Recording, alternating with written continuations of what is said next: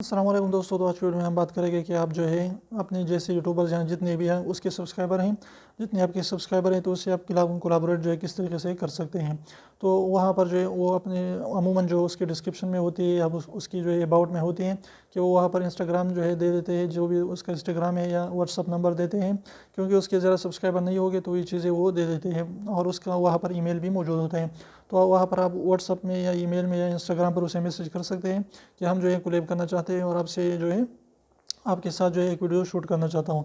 तो इस तरीके से अगर आप जो है वहाँ पर जा सकते हैं तो अच्छी बात है, अगर जा नहीं सकते हैं तो वीडियो कॉलिंग के ज़रिए भी आप स्क्रीन रिकॉर्डिंग करके इस तरीके से भी आप उससे जो है कोलैब कर सकते हैं।